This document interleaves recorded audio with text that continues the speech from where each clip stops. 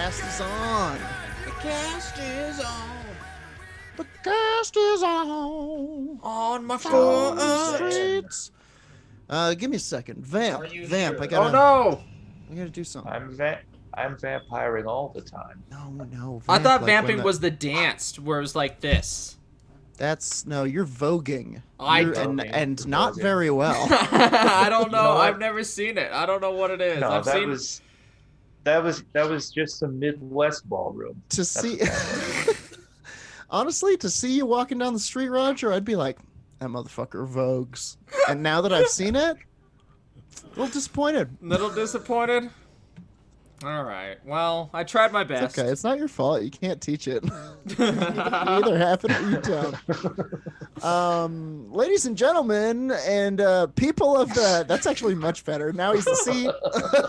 I was thinking about Paris is Burning, and I remembered. Yeah. And it inspired Now me to you're on vogue. the track. Ladies and gentlemen, and all peoples in between, people of the internet, welcome to Werewolf Radar, the world's premiere Paranormal Preparedness podcast. My name's Jordan Dahl. I am Nate Baldwin. I am Roger Norquist. And today's episode of Werewolf Radar is brought to you by Monstroko brand hairless chickens. That's right. No more hair on your chickens except around the nipples and eyelids. Monstroko. Hairless chickens. What the fuck? Yeah, but I mean, at the same time, that saves me some time.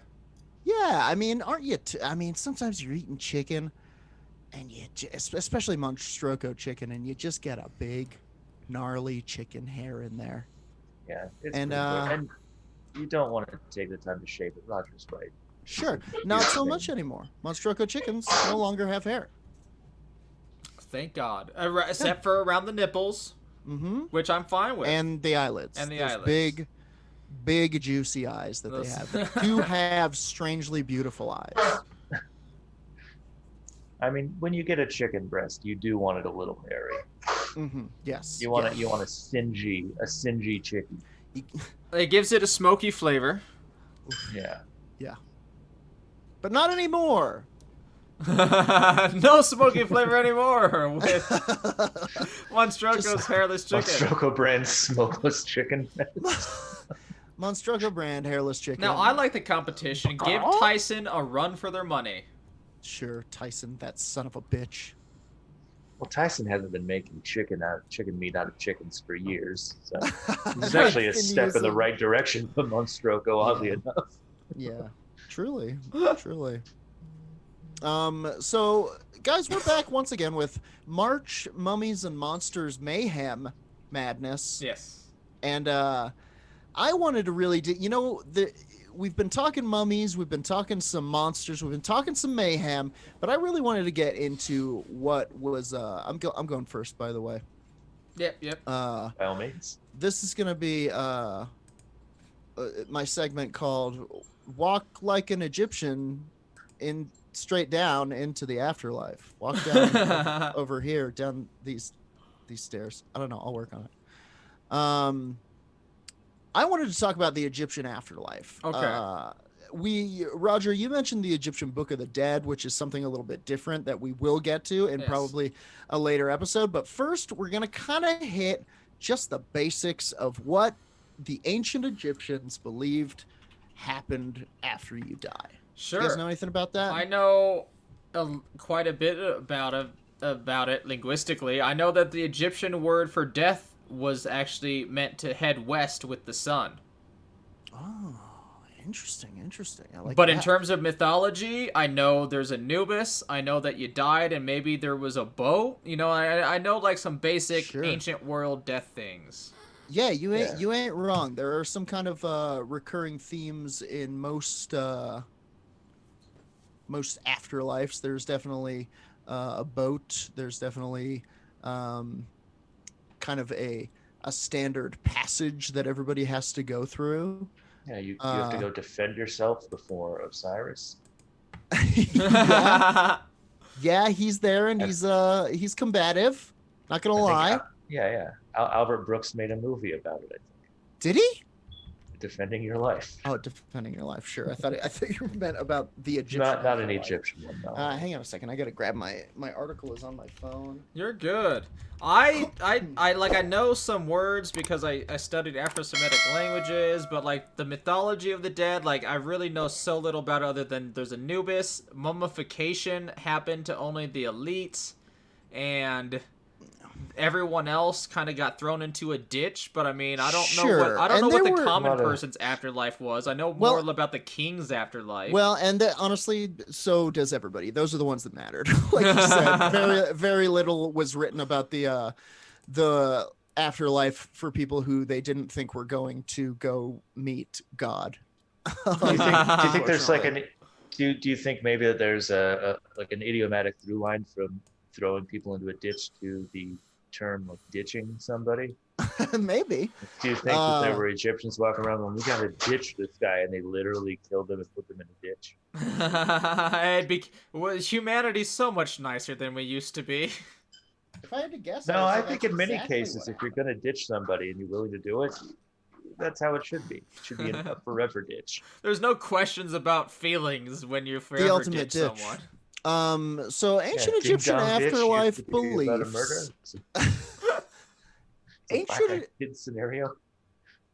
Ancient Egyptian afterlife beliefs were centered, this is from the Wikipedia, centered around a variety of complex rituals that were influenced by many aspects of Egyptian culture. Jesus, Wikipedia, what are you trying to meet a word count here? This sounds like me writing a fucking report.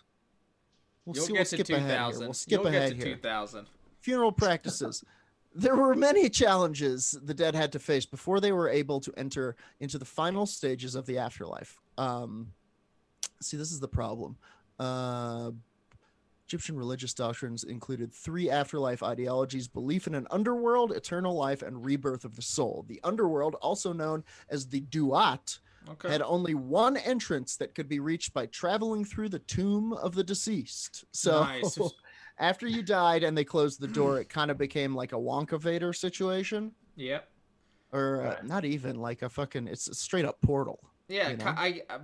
What I picture is that elevator in Big Trouble in Little China, when they go in the elevator and all of a sudden they're now in one of the pits of Chinese hell. Sure, okay, yeah. One of the 7 hells. The initial image of a soul would be presented with, upon entering this realm, was a corridor lined with an array of fascinating statues, including a variation of the hawk-headed god Horus. The path taken to the underworld may have varied between kings and common people, so they went there too, but they probably were still a janitor there or something. Just statues of your uncle. Yeah. Yeah.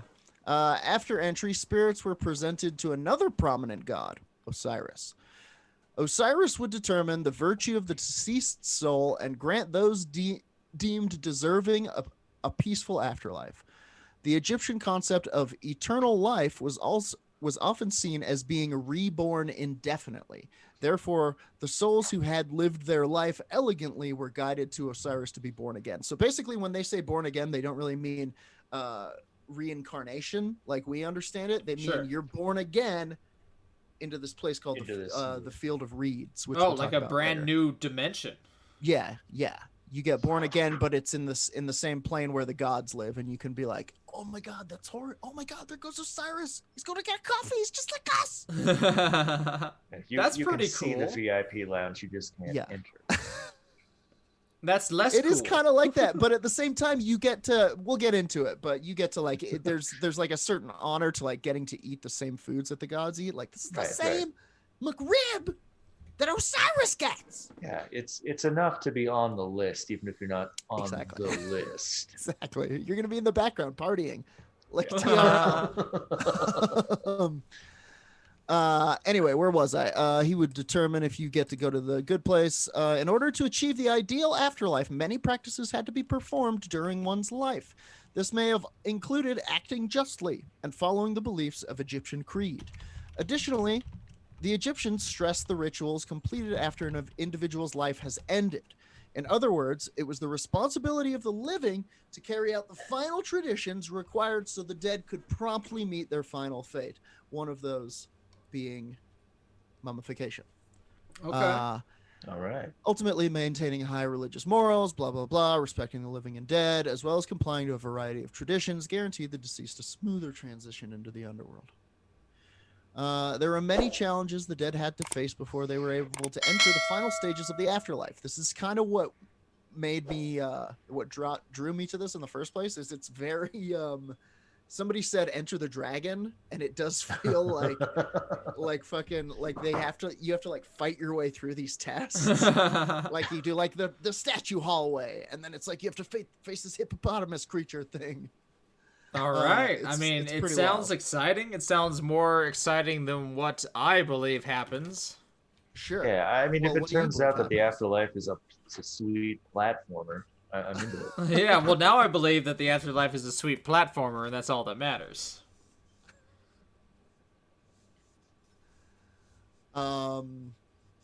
Where were we? Okay, many challenges you had to face to get to the afterlife. However, through the support of the living, dead had access to the protection and knowledge they would need to be reborn into the netherworld. First of all, tombs. The design and scale of Egyptian burial tombs varied from period to period. I'm just telling you guys what's in the article now, but it's fun because I'm doing it, you know. It is. Even though their function remained the same, most tombs were built during the lifetime of the person it was meant for. Egyptian tombs were constructed to house the body of the dead, but also functioned to transmit the soul to the underworld. Most of what was found in a tomb depended on the status of the person buried with it. However, in order to assist the dead, most tombs were decorated with texts meant to help guide the deceased soul into the afterlife, something that was attainable to all. So basically, you die. You're buried with your PlayStation and your ferrets and your garbage pail kids and all of that shit, and Your written coffee on the cup. walls, coffee cup, written on the walls is like don't forget to go to the afterlife, don't forget to go to the afterlife, remember afterlife this way, like that kind of thing. Yes. Afterlife texts throughout the centuries. This is including the Book of the Dead. People were actually buried with the Book of the Dead. Did you know that? I did, yes. I thought it was exciting. It would be scrawled against the walls. The Book of the Dead was an extensive collection of spells that included material from both the pyramid texts and the coffin texts, which are pyramid texts were first religious spells carved into the walls. Those were that's the shit in the walls. Coffin texts were spells that were inscribed into the coffins. And then there was the Book of the Dead, which was kind of both, kind of a bit like greatest hits, you know? like the deceased favorite spells. Totally. Exactly. Yeah. All the hits. Yes. The Book of the Dead was normally recorded on papyrus. However, it could also be found on the tomb walls, coffins, and the wrappings of the mummy. There you go, Roger. Like the coffin text, the spells illustrated within the Book of the Dead were used by everyone. These spells offered advice, protection, and knowledge to the dead as they journeyed through the netherworld. So, hey, go to the afterlife, watch out for these things, and also don't forget your PlayStation. Books of the netherworld, books of the sky. The coffin was obviously very important. We all know about sarcophagus. You know, we all know about that sweet mummy hutch.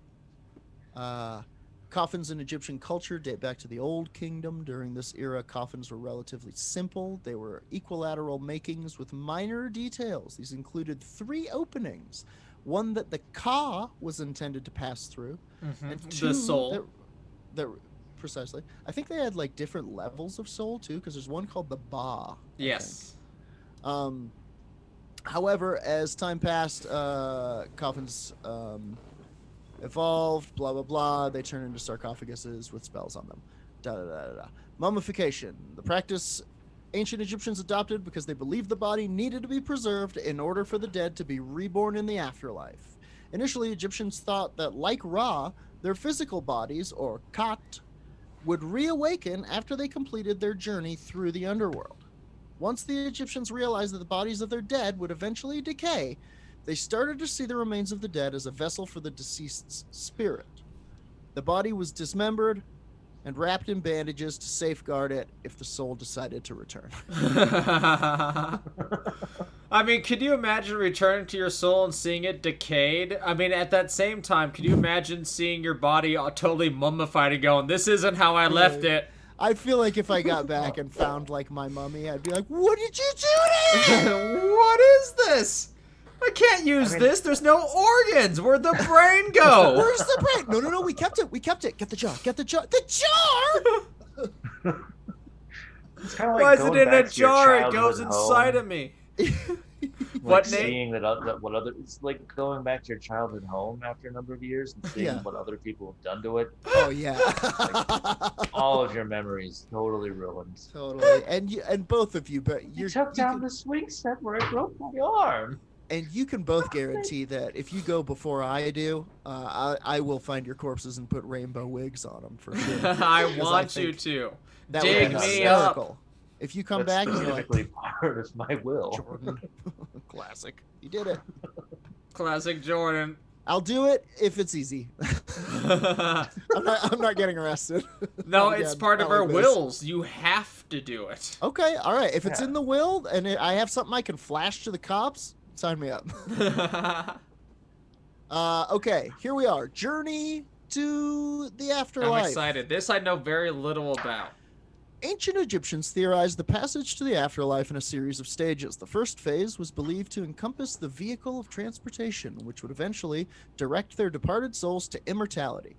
Individuals were subjected to a multitude of passages, but the choice of route was not theirs. It was dependent upon their status. The aspect that was most universally influential in determining the passage that was taken was one's position among their leaders. Despite the differences between voyagers, beliefs concerning the afterlife are astronomically reliant on religious ideologies. Blah, blah, blah, blah, blah. For instance, the general ideology, why won't you tell us? Boat passages to the underworld were strictly reserved for pharaohs who had died. The Egyptian sun god Ra was believed to travel to the underworld by boat as the sun set. Sure. As a way to mimic Ra's daily expedition, the ancient people of Egypt would construct model boats ranging in many sizes in which they would bury alongside their pharaohs. But what about the normal people? I know I'm skipping ahead, I guess, but like, what's the ride of the normal person? However, not all who died were presented the opportunity to travel to the underworld. Yes. Since the living were You've heard of this Mr. Toad, right? Well, that answers a lot of questions then. Sure. It raises some more, but answers a few. Let's see. I wonder if it doesn't actually say. Hang on. Because like you said, the common person is not royalty. What is fancy about how the common person travels to the dead, to the land? It's determined by who their religious leader is. Yeah. Essentially, right? So I imagine it's just the low grade, the city bus version of whatever they You get buried next to the city cart. It's just like a city running rickshaw. That's what they're called. Here's what it has to say. Additionally, rickshaw to the land of the dead. An alternate vehicle for entrance to the underworld was the coffin. Okay. While the kings often used coffins in addition to or in substitution of the boat belief, everyday citizens had less choice. Therefore, this method was more universal while alluding to a different, more frequent path of entry. Okay, so if you weren't a pharaoh, you're riding that coffin in, baby. Oh, like a raft, kind of like a survival raft. Oh yeah, or maybe it gets some wheels out of the side. Maybe you are Mr. Sled. Yeah, maybe you are Mr. Toad in it, or maybe it's like if you were a bastard, it's like a weird bobsled situation. Like, oh, this sucks. All right. However, not all who died were presented with the opportunity to travel to the underworld. Since the living were obligated to ensure that the deceased could travel to the afterlife, it was also in their control to eliminate one's chance to achieving eternity. Oh, this is... Therefore, go on. The living had an array of options that prevented a second life to an unworthy individual who had died. The most famous including decapitation, which when executed, killed a person twice. Wow. As a result, their kai, their ba, and their body. Yeah, and the cot. The second death associated with decapitation was also assumed to have annihilated that chance at another life. As noted in Egyptian texts, this instance was incredibly feared, but happened most often to those who rebelled or disobeyed the king. That'll keep the vampires out of there. It sure will. Yeah, I don't think Egypt has stories of the traditional vampire. You know that like. Yeah, because they decapitated. They decapitated all of them. Yeah, true. Where are we going now, Jordan? Hang on, just one Okay, second. no worries. I knew so little about all that. You, Nate? No, this is the first time that I've heard that they had a ironclad system of keeping the vampires out of the afterlife. Like, I think it's neat that, for sure, that there's that. No vampires in Egypt, but also, like, man, you could just stop someone. Like, someone that you hated rightfully, just, no afterlife for you. Yeah, that is some real gnarly. I wonder if revenge. it works after, to where like this is all, they're dead, they're in their tomb, or maybe right before their tomb, and you just take the head away. Later. Yep. Oh, here we go. This is a. That's gonna fuck up some mummies. The way the British have been treating those corpses. Oh, what happens to that? Like, how long does it take to get to the afterlife, and how many mummies were ruined from that afterlife because of the British Museum? That's a good question. I actually found a much better article here from ancientorigins.net. Nice. And it says this kind of goes on to describe it a little bit more, kind of the belief system of the kind of the souls. It says when a body died, the Egyptians believed two parts of the soul would split apart. The life essence that made up a man's spark and energy would get up and move, free to roam around its tomb and to make its journey up into the afterlife. But the other part of the soul, the part that carried the personality, was left behind, trapped in the lifeless and motionless body that stayed on Earth. The dead's only hope for eternal life and a reunited soul was to travel through hell and face judgment. In the essence of their soul... if the essence of their soul could make its way through Duat, the Egyptian netherworld, and pass judgment before the gods, their souls would be reunited.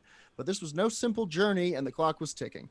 If the body crumbled into decay before their essence made it through the netherworld, the part of the soul trapped inside would die.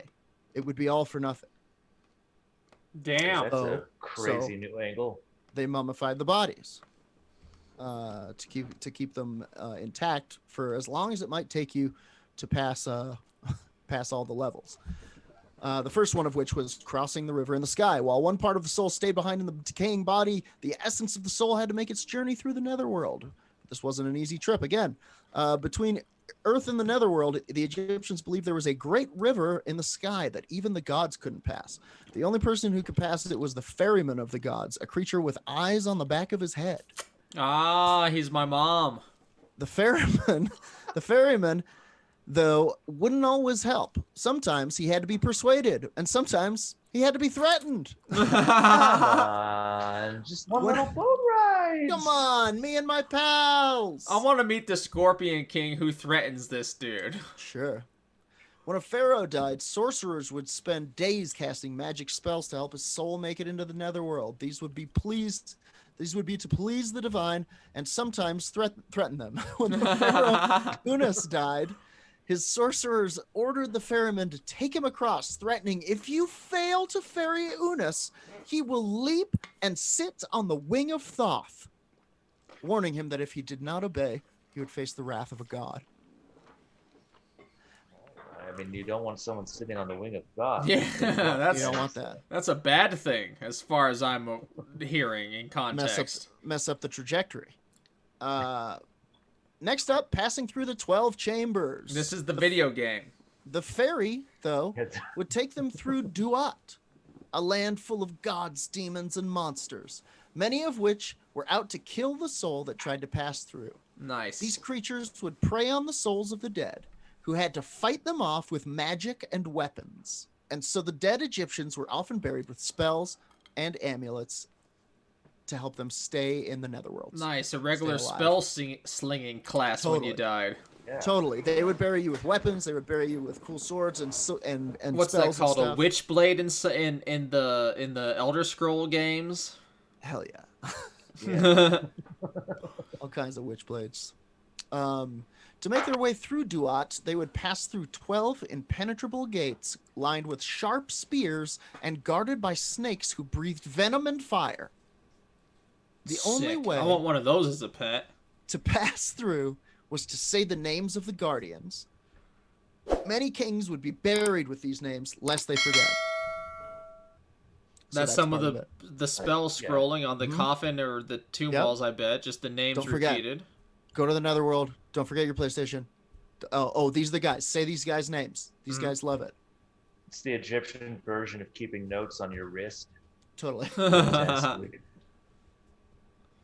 Some were even buried with a map of hell. It would show a world not unlike Egypt, but dotted with supernatural wonders. Alongside caverns and deserts, a voyager traveling through Duat was promised to see forests of turquoise trees and lakes of fire. Sweet, so it's an AR platform.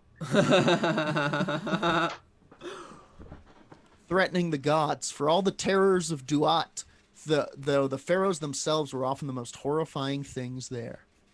During the Old Kingdom of Egypt, many kings would threaten the gods before their deaths, warning them that they were coming into their domain and promising to butcher them and cannibalize their bodies. Some pharaohs left messages on their tombs warning the gods that a king is coming to feeds on gods.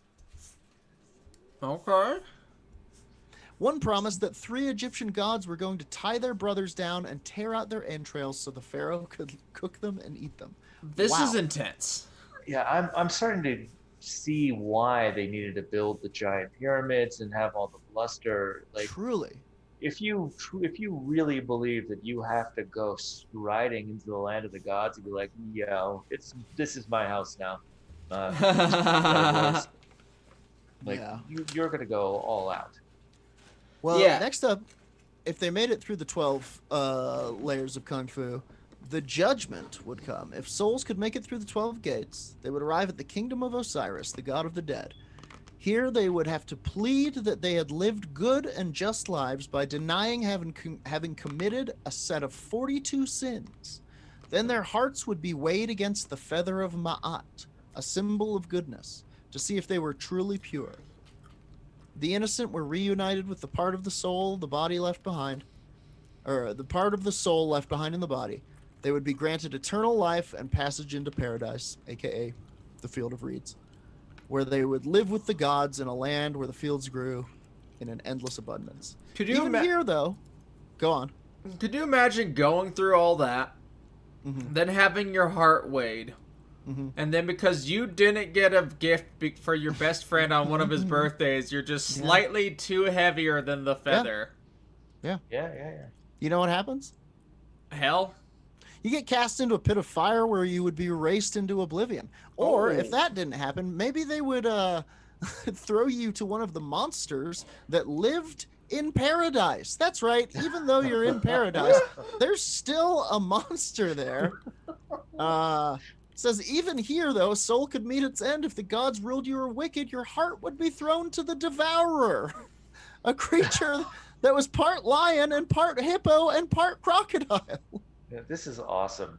Everything. I am changing all of my religious mores to this. Well, I will say that even just as we as Doesn't Alan Moore follow old school ancient religion just for the fuck of it? He's like a student of thought or something. He's a Gnostic, and he worships Glycon, the snake god, which is That's true. in origin. Yeah. But that's more about magical doings than about any sort of real worship. Like when Alan Moore dies, he's going to be weighed against the adaptation of The Watchmen by Zack Snyder. Oh God, it'll be waiting He's for not going him. to make it. Oh, he'll fly into a rage. He'll punch the devourer. Plus, this is just a little footnote. The Field of Reeds is also called Seket Aru, and even though you even if you pass all of those tests and you fucking make it past the snakes and the spears and my god, the venom fire. If you were a servant in life, you're a servant in death. Woo! Keep the class structure. You are hoeing the fields of the gods, and at least you get to cut down that incredible god wheat, though. But Sekiraru was essentially thought to be paradise and encompassed this visualization. The Field of Reeds was visualized as a very lush region filled with waterfalls, among other natural wonders. Each the Egyptian images, such as the papyrus of Nebseni, depicted the land as being divided into numerous sections. Each division was imagined to resemble island structures in which travel by boat is necessary. That's pretty cool. I dig that. That's like spaceships to them, to be like, this is my own island where this god does what it wants. Yeah. Those who were granted access to the Field of Reeds included both gods and righteous souls. The fertility of the land was greatly emphasized, as this possessed two of the major rewards in obtaining immortality: access to the Nile and the ability to farm foods. As a result, the deceased ate and drank the same delicacies devoured by their gods. In turn, this promoted the belief that by obtaining immortality, individuals also accumulated aspects that resembled gods. I mean, it's still a horizontal movement, and it's not any better, I guess, being a servant to the gods versus the pharaoh. Yeah, but I'm sure that god wheat tastes so much better and makes such better beer. You probably got like emerge from like into Sekhet Aru as like a gleaming golden bull with like wings and horns made of turquoise and stuff now. And then somebody hands you a cool looking scythe, but one that you have a really cool scythe. It has jewels. There's an amber at one end, but you still have to work the field. Get out there. It's a bit of. Also, watch out for the devourer. But you made it. Anyway, that's what most of the mummies that we ground up and turned into milkshakes into protein powder. That's what they were working on. Sounds lovely. They're gonna be pissed when they get back. I mean, that's the main thing. Anybody coming back to their body's going to be so unhappy with what's happened back on the mortal material plane. Yeah. Plus, I've been putting rainbow wigs on them. All the mummies? Yeah. All the mummies. They're gonna love it. I think that's the one thing they're going to love, though. They're gonna go back, see the feet and their body, and go like, "Oh God, what happened to my body?" And then they're gonna see that wig, and they're gonna like, see the wings. Who did that wig? All is forgiven. Rainbow hair. What? That's been my segment. Journey to the Underworld with Jordan, Underworld Doll. Nice. Why am I so bad at it? I don't know. It's because Nate's sucking our brain for his segment. He's so good at it. It's like intimidating to see him there, judging your segment name. I think that was a beautiful segment name, and I applaud every segment name that both of you create, and I think that you do a lot of good work. Okay, thank you. And it's nice to hear. I mean, obviously, I'll send you the notes, but I think by and large, we're at the place where we need to be to move forward. Sure. Okay. Good. Well, good to hear. You go next, Nate, and then I'll end on the list of lesser-known U.S. monsters and cryptids. Sure. I'm also going to have monsters this week. Okay. This is I don't know how it is where everyone else is, what your bunkers are like. Mine is very snowy. It's rather cold. So snowy. We have 2 feet. Yeah.